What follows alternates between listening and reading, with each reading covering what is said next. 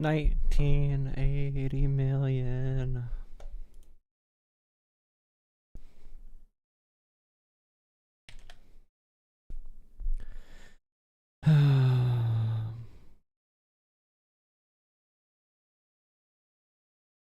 Nice.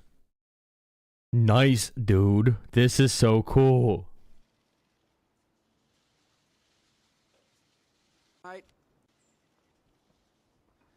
Good morning. Last night, I had a warm conversation with President-elect Barack Obama. I congratulated him and Senator Biden on their impressive victory. I told the President-elect he can count on complete cooperation from my administration as he makes the transition to the White House. I also spoke to Senator John McCain. I congratulated him on a determined campaign that he and Governor Palin ran. The American people will always be grateful for the lifetime of service John McCain has devoted to this nation. And I know he'll continue to make tremendous contributions to our country. No matter how they cast their ballots, all Americans can be proud of the history that was made yesterday. Across the country, citizens voted in large numbers. They showed a watching world the vitality of America's democracy and the strides we have made toward a more perfect union. They chose a president whose journey represents a triumph of the American story, a testament to hard work, optimism, and faith in the enduring promise of our nation. Many of our citizens thought they would never live to see that day. This moment is especially uplifting for a generation of Americans who witnessed the struggle for civil rights with their own eyes. Imagine the Republican Party today, and you have like Elon Musk and Donald Trump and all these influencers saying that essentially, the Democrats, they're so radical now. I was a Democrat from 20 years ago. Bro, this is Republicans from 2008. This is Republicans from 2008, bro. You're not even a Republican. You're not a conservative. You're not Ronald Reagan. You're way to the right of Ronald Reagan. Like, we're just the Democrats of yesterday, dude. The Democratic Party left us. No, dude. You left humanity. You left all of humanity, bro. You're on a different planet right now. The left did not leave you. You left caring about any type of intellectual thought at all, or any independent thought. Your brain is mush. And you are too obsessed with your... Nice.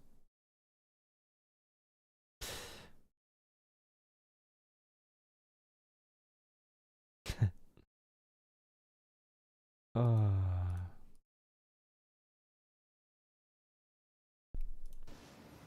4 decades later, see a dream fulfilled. A long campaign has now ended, and we move forward as one nation. We're embarking on a period of change in Washington, yet there... It's not crazy how the parties can change. It's crazy how the citizens can change so quickly. We're really seeing how easily you can just like change people's opinions by whatever you put on their social media feed. It's not even manufacturing consent. You can literally just upload it to their brains. They have no independent thought. They don't reason with anything, and they don't have the ability to. And it's really scary. There are some things that will not change. Thanks for watching my shorts today. The United States government will stay vigilant in meeting its most important responsibility. Oh my God. Protecting the American people. Yeah, dude. And the world can be certain this commitment will remain steadfast under our next commander-in-chief. Imagine, bro. Imagine. It's important work to do in the months ahead, and I will continue to conduct the people's business as long as this office remains in my trust. Imagine. Look at this from 5 years ago. We should note 5 years ago. His dealing. 5 years ago, Putin meets with Ukraine leader Zelenskyy for the first time. We should note that as Congress considers impeaching the president over his dealings with Ukraine, today Ukraine's president met in Paris for the first time with Russia's president, Vladimir Putin. Both sides. When Trump says, me and Putin, we went through the Russian collusion together. We're brothers. Trump thinks him and Putin are brothers or equals. Like a big brother. Putin's Trump's big brother. Trump wants to be like Putin. Sides are agreeing tonight to pursue a ceasefire in a war that's killed 14,000 people. Wow, a ceasefire in 2019. What happened? What happened to the ceasefire from 2019 or 2014 or 2015 or when Russia said NATO can expand in 1997, or the Budapest Memorandum from 1994. What happened to those different ceasefires and treaties? What happened? What happened to those different things, guys? I don't know what happened. Obviously, Ukraine ruined it by getting invaded by Russia, yeah. Elizabeth Palmer reports tonight from Paris. And by the way, they were not at war during Trump. This happened because of Biden. 2019, when the ceasefire happened, they did a ceasefire for funsies, right? This ceasefire in 2019. This ceasefire in 2019, dude. When Trump was president in 2019, there's obviously no war going on. In the company of veteran European politicians and Russia's ex-KGB spy master president, Ukraine's leader, Volodymyr Zelenskyy, was clearly a novice. In fact, it was President Putin who reminded him to face the cameras. This is a high-profile summit, and as expected, there was no diplomatic breakthrough. But it was also... Look how seasoned Zelenskyy got in a couple years. He looks like such a, I don't know, he's so new on the scene here.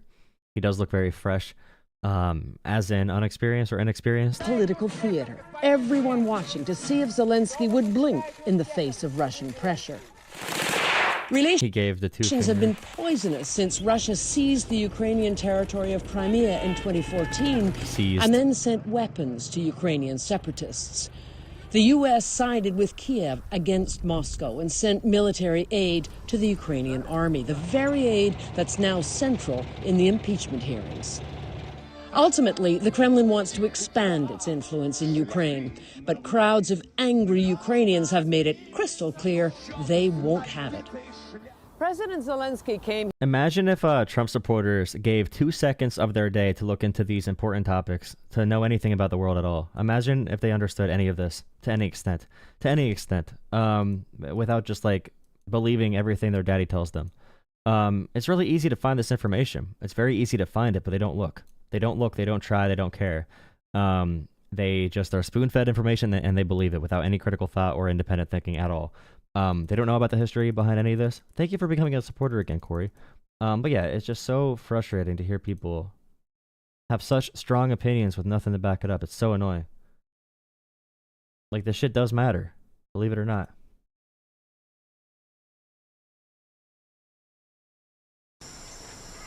Здрасте. Василий Петрович Голобородько? Да. Доброе утро, господин президент. In Ukraine, the line between fact and fiction has become blurred. Привет, как дела? Серьезный день, ребята. Как настроение?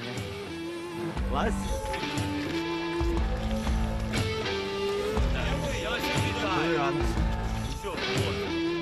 Це не фейк, і я дуже серйозно відношусь до нашої країни, до життя кожної людини.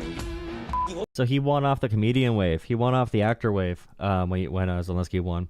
He won as kind of like a Trumpian candidate in Ukraine, apparently. Really interesting. But doesn't he actually have like a... What is his like background other than that?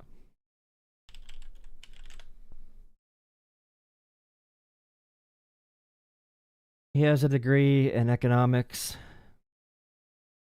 Is that all he has? Interesting. Was he a politician before he became president? Was Zelenskyy a politician before he became president? He graduated with a law degree? Okay. He has a law degree. Okay, yeah, sure. I mean, sure, as in he was in a TV show where he's elected as president. But yeah, it makes sense that he's actually trained, unlike our... Why did we not... We could have found a comedian that's actually not a dumbass. We could have done that in America. Why do we have to pick that guy? Jeff, what's up, Jeff? Jeff's here. $20. Thank you for the super chat, Jeff. $20. Выбираем меньше. И так 25 лет подряд. Ты знаешь, что да, при решении In the TV show, he's talking about lesser evil voting. этого вопроса будет учитываться физкультуру, спорт, если хотите, изучение украинского мовы. Первое. His campaign reinforces the idea he's the same as the TV Причина, president. конечно же, они хотели бы видеть в президентах такого человека, как Василий Голобородько, с такими, самое главное, моральными ценностями. А второе, конечно же, это ответ всему политическому... They're fed up with the establishment. People want something new. So he did win off of that same messaging, the populism. The populism sweeps the entire globe. But, you know, him being an actor and being able to adjust to like a new framework is why he's so effective as Ukraine's leader. He understands the messaging. He understands the counter propaganda you need to have for the insane Russian propaganda, for example. But I think the liberal party in America, the Democrats, are lost when it comes to that area. We have a lot of politicians who are just like lawyers, but without the entertainment side, without the messaging side. They don't know how to hold a microphone well. They don't know how to be effective. And right now, being effective and knowing how to speak on camera and with a microphone is the most important thing, by far. The most important thing you could possibly do as a leader, especially a head of state, where your job is going to be judged on if you can lead people and make them believe certain things based on what you tell them. Хотят что-то новое. А я тут ни при чем. Перестаньте. Мы же все понимаем, что это... Interesting. On TV, the president defies Ukraine rich, powerful oligarchs. He's accused of being a billionaire's puppet. Nice, dude. Oh my god. All the Ukraine oligarchs that Musk lied about, they all left the country too, which is really interesting. Very interesting. I'll take a call in a few minutes. Jordan gifted 5 memberships. Thank you, Jordan. Thank you, Jordan. What are these voicemails looking like? Hi, Jolah. This is Barbara again, and I enjoy very much when you play little clips of people just saying things off whichever black screen on the back. All right, little clips of people saying things. Okay. Site you're showing them from. I'm not totally sure. I'm not on X or. I want to check the stock market, JC. But anyways, I'm sending you 2 little ones of TikTok and one's part of that you. Jose Thank you for sending me a Blard. TikTok. Actually, it comes from Trump's Truth Social. So Trump's Truth will Social. possibly add to your things. That Really you, quick. I feel tweet like or I talk hate about. everything. Okay. See you tonight. Bye-bye. Nice. Okay. Just really quick on the entire like Donald Trump killing the Constitution thing. And I will take a call in a second.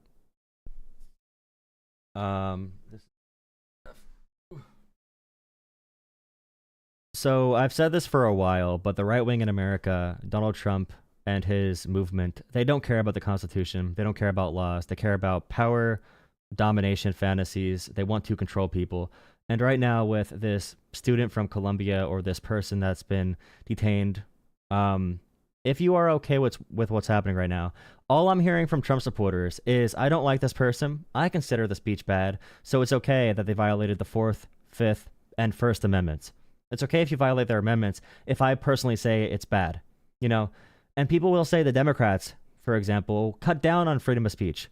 We have literal Nazis who come out with swastikas and protest.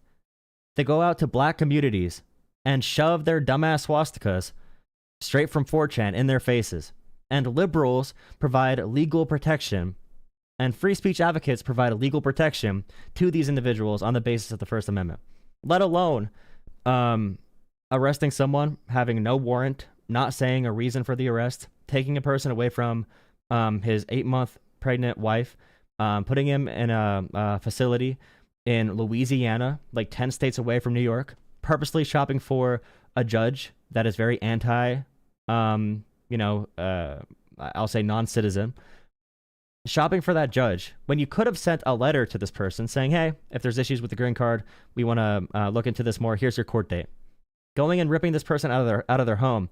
If you're okay with this, violating these amendments, you're okay with authoritarianism. You're okay with people that don't look like you, that don't talk like you, that have different opinions. You're okay with those people being ripped out of their homes. You're okay with your political enemies being jailed off a whim, violating their constitutional rights if it suits your political ambitions.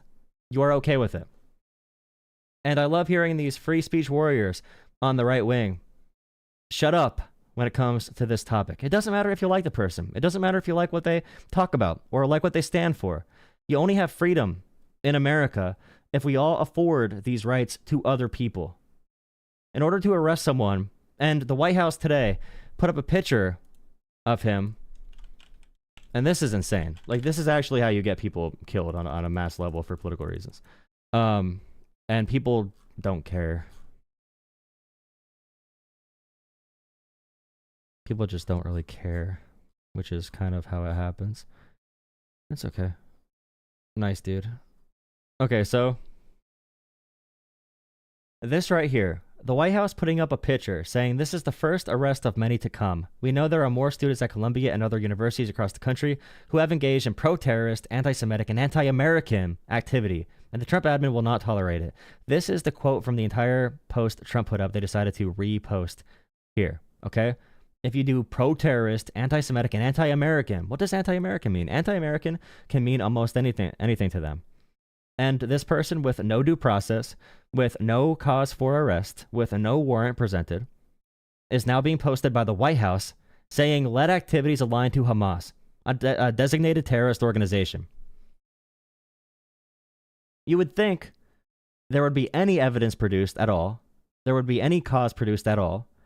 And it's at the point where if this goes to court, and they have zero proof other than him being sympathetic to Palestine or being sympathetic to, for example, Palestinians joining Hamas when they have no other choice. If you show sympathy towards that, now on these campuses, you'll be considered a designated terrorist threat, which is insane. A permanent resident green card holder saying that you're going to revoke their green card just because you disagree with their speech is insane. And if you don't stand against this, you are the authoritarian. If you don't stand against this, you are the dictator. You are that person that wants to take away freedoms. You are that person. You just are. You can call back, whoever just called. 952 number. Feel free to call back. I don't agree with everything this person has said. I don't agree with everything they've said. I definitely don't agree with damn Nazis. Call from Rooney. Hello. Yo. What's up? What do you want to chat about? Is this Jolah? Yeah, dude. What's up? How are you? I'm beautiful. I mean, I don't know what that means. I'm feeling fine, man. How are you? Not too bad. Dude, do you only stream on YouTube? Because I swear to God, I've seen you a couple times show up on my YouTube shorts. I haven't seen a single follower of yours. Like, I'm looking at the comments, everyone's bashing you, man. Are you calling in to talk about current modern topics? I am. Okay, what do you want to talk about in the news? I mean, I think a whole bunch of things going on. And I've been listening to you. I understand some of the reasons as to why you hate Trump, but I also have a question for you. Are there things that that Trump did where you stood back and you're like, oh shit, that's good? No. Like, you agree with Trump on anything? You can try to convince me. I mean, I can just go with like the menial thing, like getting rid of pennies, for example. Like, there's not one thing you think Trump is doing right. Getting rid of pennies. Are we having a policy where you like round out different prices? Did he do that? Like, for example, if you don't have pennies and if something costs like $4.99 and you don't have pennies anymore, you need to like round it to $5. If you did that, that'd be good, yeah. Sure, but I mean, like, even just getting rid of pennies, I think. Sure. Yeah, sure. Yeah, good idea. Great idea. Good. Nice. Good idea. Yes. Sure. So you can't even think of anything. Pennies. Through pennies. You can't even Screw think pennies. of anything. Like, screw pennies. Yeah. I hate pennies, dude. What else? Okay. Are you in favor of big government or smaller government? I'm in favor of huge, gigantic government to protect people from corruption and big corporations and big banks, but I'm against big government when it comes to restricting freedoms. Okay. I am kind of in favor of that. But with the current landscape right now, with almost every single industry out there in America that's just run by a couple companies, don't you think that maybe regulation and stuff like that is way too restrictive for small businesses to actually start and gain market share? What's restricted for small businesses is multinational mega corporations being able to buy up market share to the point where small businesses can no longer compete. We have economy of scale for sure. That's a positive for the economy, at least for those companies and their ability to produce. But right now we have over monopolization. We probably do need more regulation and more trust busting to protect small businesses and consumers. I mean, I agree with you when it comes to actually enforcing the antitrust laws, but I think it's the regulations that you need to be in compliance with to start up businesses that makes it very costly to do business. Name one regulation that makes it hard for a small business. I'm going to be honest with you. I'm not in America. I'm in Canada right now. But okay, Canada, bring up a regulation in Canada restrictive. that makes it hard for a small business, other than carbon tax, which I don't even know. I mean, development charges, rent control. Rent control for a small business. Rent control development. I mean, I get it. It's not actually a business, but I'm talking something that makes it difficult to do business. I'm concerned with money in politics because money in politics can influence regulations to be super pro businesses that do have all the money. Sure. So have smaller government so that big government cannot be taken over. Because you need a big government in order to stop the corporations from corrupting it. Trump wouldn't even touch it. If government wasn't very influential, Trump wouldn't touch it. Yeah, government's influential. The parts of government Trump's removing are the anti-corruption parts, like the CFPB, for example. He wants to remove that, or the SEC. He's going after the parts that regulate corruption mostly. He's keeping the parts that do corruption, but he's regulating the parts that want to remove corruption. So I think it's good to regulate banks, for example. Trump's removing all bank regulations. He said that banks and lenders call him and cry about the CFPB, the Consumer Financial Protection Bureau, so he killed it. Yeah, of course the big banks cry about CFPB because that protects consumers. It makes it so that big banks cannot screw over consumers as much as they used to be able to. And now they can again because he killed the agency. But yeah, I think when Trump eliminates the CFPB, it's pretty bad for consumers and pretty bad for Americans. It's only good for big companies. Wait, what was CFPB responsible for? The Consumer Financial Protection Bureau is sort of like the corruption law enforcement in America, where if a person gets defrauded by a big bank, they can call that agency. It was made by Democrats after the 2008 financial crisis to help hold big banks accountable. Okay, I see. And again, I don't know about CFPB all too much. Have they actually done something where it helped people? Have you done the cost-benefit analysis to see how much tax dollars it saved, or how much consumer dollars it saved versus how much tax dollars it saved? I don't know what cost-benefit analysis means. That sounds like some gay shit. But I do know that it returned $21 billion back to the American people since 2010. And it cost like $600 million to run. It returned on average more than $1 billion back to consumers who have been defrauded. It also keeps other corporations, more honest because they know there's a agency out there that can hold them accountable. Okay, I don't even know if all the figures that you're spouting is true, but I'll give you the benefit of the doubt. Oh, they are 100% true. Okay. Besides CFPB, do you have any other things that you are in disagreement with when it comes to stripping away regulation that Trump is responsible for? There was an executive order Biden did that restricted the cabinet in the White House from taking donations and bribes from big donors. So like the secretaries of education, all that kind of stuff. Trump reversed that executive order. So he removed anti-corruption regulations inside the White House as well. So I disagree with that. Okay. Yeah, again, that one I'm not too familiar with either. Are you familiar with the Tax Cuts and Jobs Act? He said he's going to renew it. Yeah, the only thing that he even did it as president, that's the only thing he even did. I don't think he did anything else. Are you talking about his first presidency or right now? Both. He got nothing done through Congress at all because he's a terrible leader. He can't really get votes. He can't really swing votes for anything. No, so he needs to pass it through like budget reconciliation. I can name countless things. What major piece of legislation did Trump get passed through Congress? Like First Step Act. So like nothing with infrastructure, nothing with manufacturing, or? No, I don't think so. CARES Act. I mean, the First Step Act is the one thing that people do support. The CARES Act was pandemic as well. So, I mean, that's Democrats who passed that kind of stuff or allowed them to. But when it comes to like, it was bipartisan. yeah. When it comes to actually like passing his priorities, he's done nothing through like actually moving votes in Congress. Relief Act. What Relief Act? Relief Act. I think it was kind of two-phased COVID stimulus bill that he passed. Okay, so COVID, yeah, he needed to do COVID. He had no choice. The first step was a Democrat thing they supported as well, so that was easy. But when it comes to like hardcore priorities that he wants to get done, he needs executive order because he cannot really be a good leader. He can't really get people on his side through actually influencing people and like I don't know, working as a deal maker. He's a terrible deal maker, which is why he needs to fall back on executive order so often.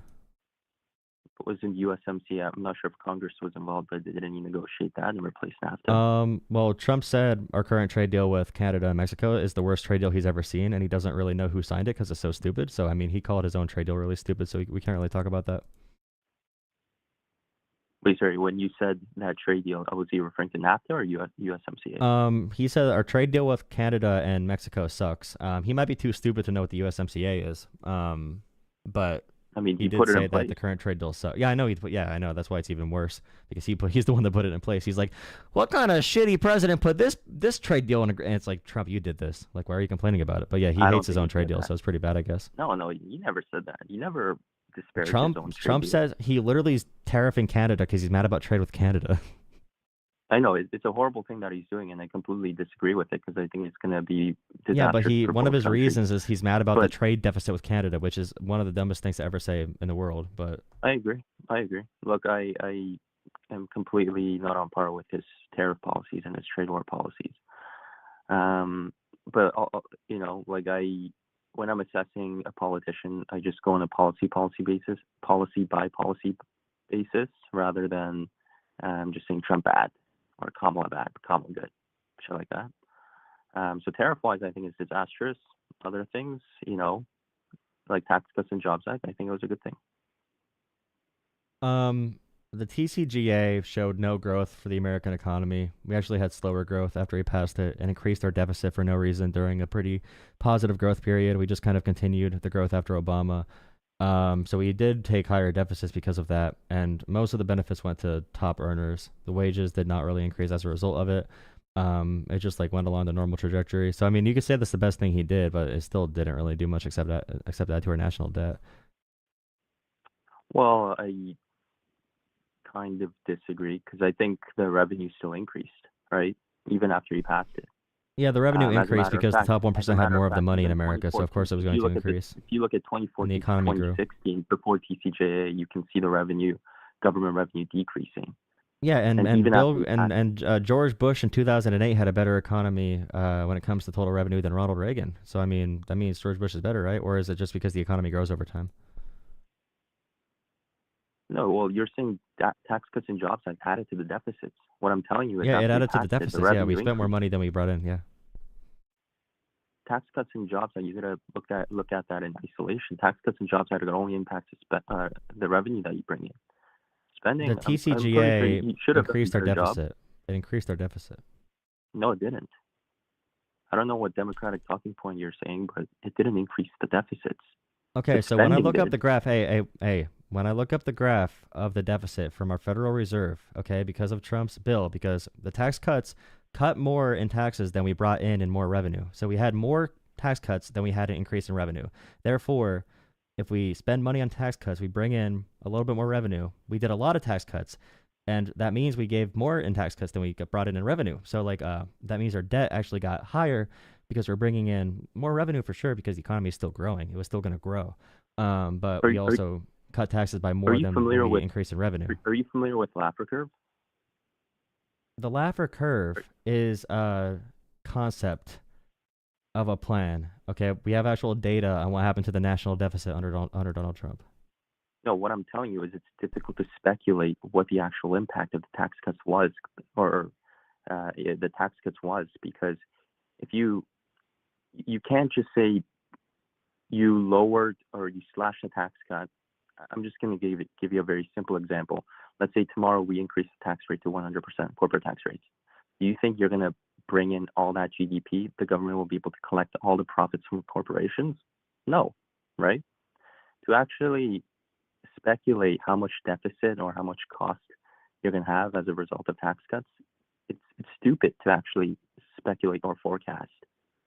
You can't say shit like that. You know what I mean? 1 second. Who has national debt per year? Does anyone have a link to it? I'm not talking. The thing is, the revenue increased even after you passed the Tax Cuts and Jobs Act. The tax cuts amount was higher than the revenue increase. So the tax cut amount being higher than the revenue increase meant that it added to the deficit. Our deficit went back up because it was going down under Obama. So Trump spent more money and cut too many taxes and was not bringing in more revenue. So we still increased our deficit under Trump, but I can't find the exact graph because I'm stupid. Just go to federal government revenue.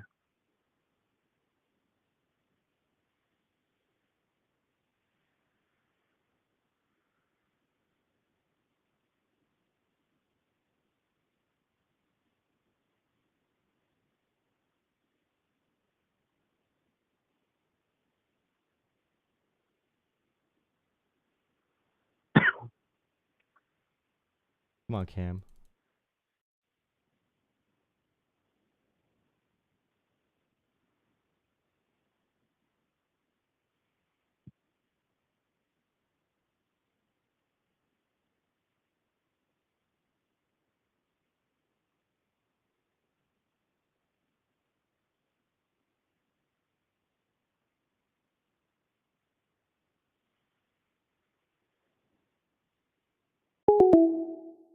Okay, whoever's gonna talk to me, call in. I can't find. I'm.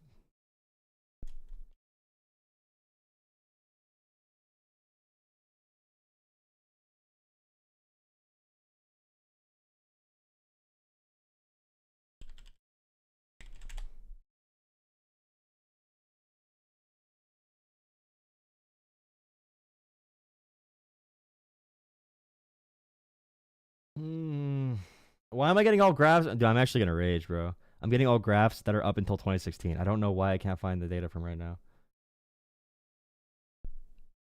Oh my god, dude. This is actually painful. This is painful.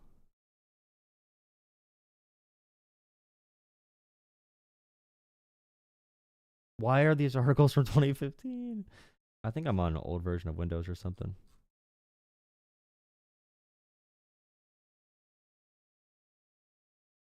Here, maybe this is, yeah.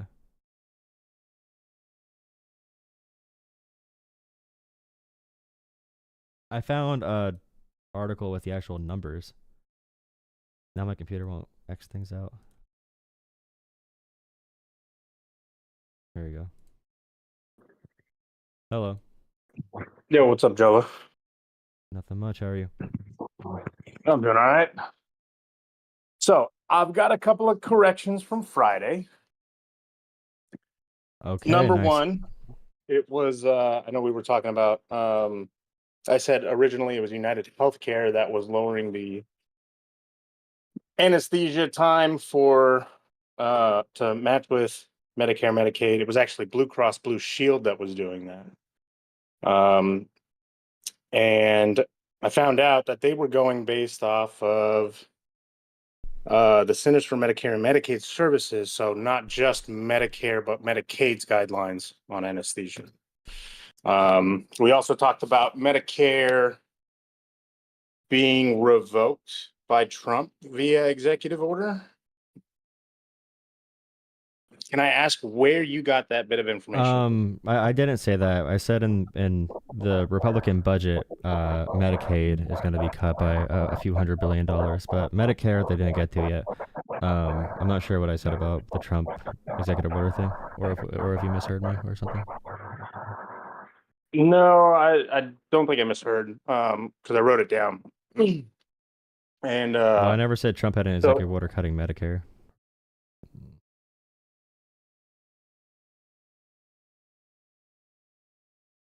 Cutting Medicare's ability to negotiate drug prices? That's the executive order he did because there was they were making executive processes to lower drug prices more, building off of the already like finished initiatives they did. It was the one executive order that ended future planning for lowering drug costs, and it kind of killed all of that development to grow on top of what Biden already did. I can find the number if you want. It's 14036, and it wasn't cut because it was actually included into the Biden Inflation Reduction Act, which is a whole mess in and of itself. But yeah, it was actually codified in the law, so it wasn't cut by any executive order. No, which is why I was confused. What number did you give me? 14036. No, this is 14087. Well, then this is a different executive order. Yeah, 14087. I just found it.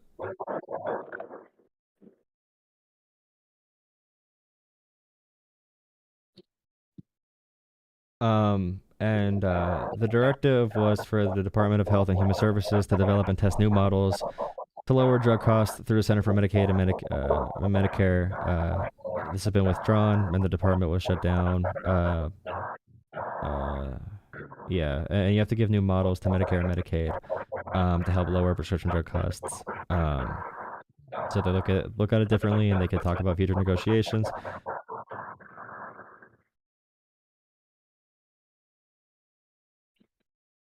I'm reading through this. How is this different from what they codified in the law? This is just an executive order growing off of the already existing law, and that's how the executive, like when you get a law from Congress, you act on that law as the executive branch. But as you see right now, like Trump killing USAID and all these other things is going against like already passed laws from Congress. So this is one of the initiatives that says, hey, we're not going to continue the progress of this already. Like you're right, this is put into law. The like potential for this law to have impact later. But them rescinding the executive orders are stopping a lot of the motion that the law was going to achieve, because they're not, being the executive branch for the law for that particular topic. Aren't you for a reduction of executive powers? No, that's a power the executive branch should be doing. Like the executive branch should be following the laws of Congress. According to the Constitution, you're supposed to faithfully carry out the laws that Congress passes and try to do it as good as possible and with the best interpretation of the law from Congress. That is well within the executive branch's power. That's what they're supposed to be doing. I'm against executive power when it comes to bypassing checks and balances, when it comes to being unconstitutional. I'm against those executive overreaches. I'm against the executive branch being killing all the bureaucracy and making it so that the executive branch is ruled by just like one or two people. I think that's really bad, but it's well within your constitutional powers, and then that is very constitutional. That's the point of the executive, is to do what I just said with that executive order. But again, Trump is rescinding that, which is a real legislative priority, real executive priority, and like process, and he's also expanding executive power where he should not be with the Constitution.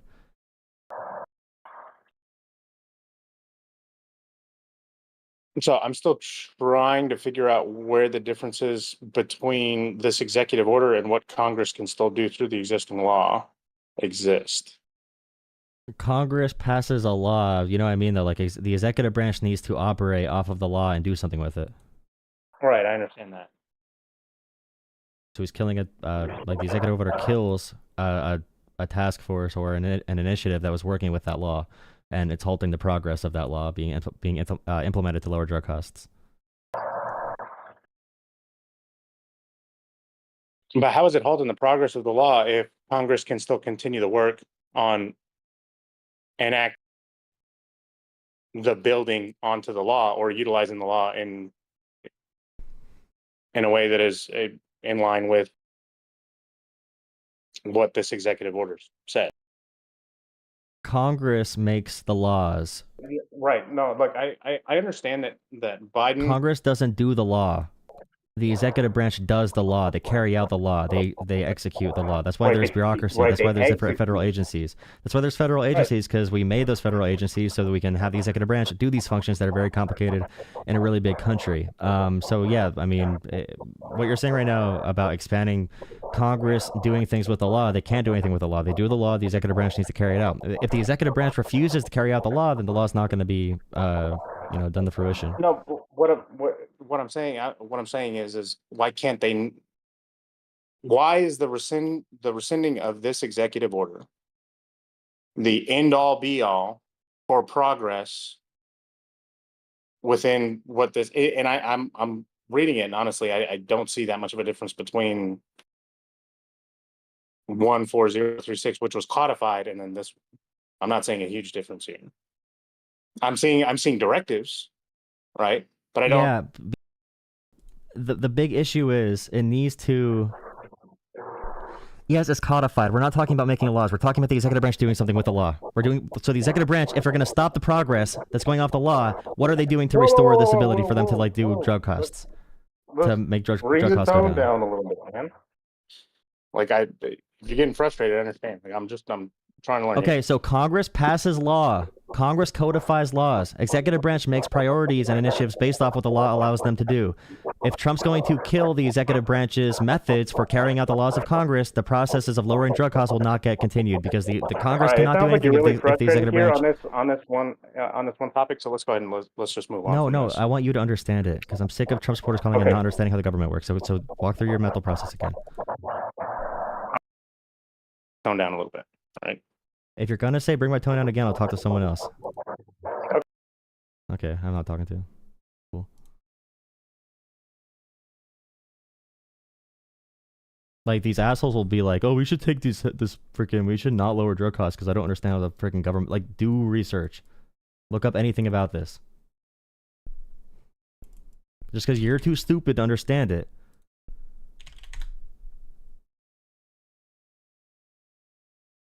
All right, someone call in. Thank you for $5, Jeremy. Thank you, Jeff, for the $10. Thank you, Jeff, for the other $10. Pick up on fit. What do you mean fit? I'm confused. Why is he calling from Mars? I don't know. I don't know what I can say to these people. I don't know what I could say. I don't know what I could say, dude. I don't know what I could say.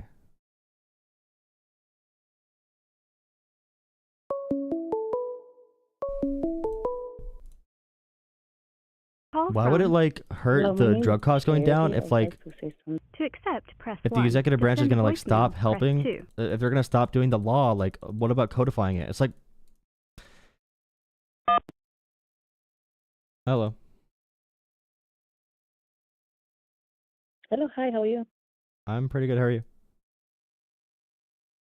Thank you so much for allowing me to accept my call. Okay, so first and foremost, I am an immigrant. I've lived in the United States for the last 15 years.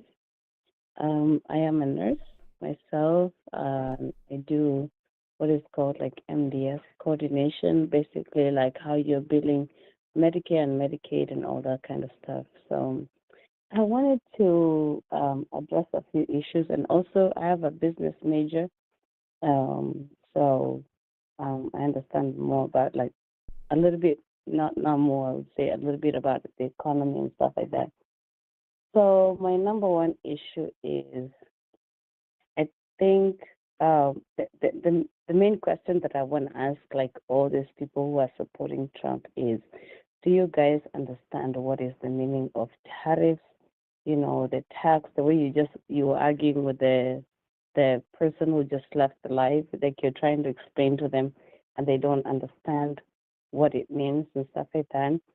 You know, the issues about dismantling the education system and just letting it be. I think education is very important. Sometimes people think like, yeah, immigrants are coming here and they don't understand education, but maybe we have PhDs, we have you know, we are like, we understand like what we learn like business and math. Like by the time you're like in 12th grade, you're learning calculus, you're learning like business, you know, learning how to balance the balance sheet of, you know, the balances and everything. Also, I wanted to address the issue about the Medicare, Medicaid. As a person who's working in healthcare, first of all, you have to understand that most people who are on Medicare and Medicaid, they are not people who, basically, most of my patients are like, I would say 80% of them are people who've never worked a job in their life, or they worked, or they never, acquired, they just qualified through applying through the system of getting the Medicare, Medicaid. So cutting Medicare, Medicaid, also, there are people who even worked so hard and they acquired Medicare and Medicaid, and they are still falling in that category of not qualifying, of getting the benefits from the government. So how does that work when you say, like, oh, we're going to slash it down, we don't care, like everybody who's on the system is depending on something, but there's somebody else who's worked their life or all their life and they qualify because maybe they have a disability or something happens, they get an MS disease and stuff like that. Like, how do you slash that benefit from them? And Social Security also is being affected by it also. So you get patients who they've worked so hard in their life, and then all of a sudden they say they cannot qualify for, they can get this medication because it's $10,000. But they've worked so hard all through their life and they cannot get that cancer medication that they need to get. Yeah, I mean, I think it's really a cultural thing. I think Americans are very, very, very, very selfish. And they want to complain about something, and because they can't complain about the ultra wealthy or the people in power, they want to fight their neighbors instead. So they get really mad at the person, on food stamps or on welfare or on Medicaid. They want to be mad at people in society who are in weaker positions because it's easier for them. It makes them feel better about their own circumstances. And knowing there's that underclass, it's someone for the poor people that are like working poor or middle class. It's someone for them to punish. They don't want to help their neighbors. And Medicaid, as you know, and Medicare, rural hospitals only exist for people who are not on Medicaid and Medicare because of those programs. Without those government programs, rural hospitals would probably not exist in a lot of areas. That's very true. Even modern hospitals these days, to be honest, we are getting a lot of patients who don't qualify for, there are people who come to the hospital and they say, like, I have insurance, and you're like, what do you have? They're like, oh, I hate Obamacare, but they don't know the difference between Affordable Care Act and Obamacare. Is the same thing. You just like, how do I tell you? Like, it's the same thing. They're like, oh, no, I don't want to hear about Obamacare. Yeah. But well, that shows they don't care about policy as much. And policy does not matter to them. It's all a cultural thing. And when you pick a culture that's more serving of other people, you're going to get better policy out of it. But if the American culture, like right now, is all about, me, my, my money, America can't help anyone in the world because it doesn't benefit Americans enough. And what about me? Why can't I? Why are we spending money in these other countries when they could be spending it here? All that bullshit.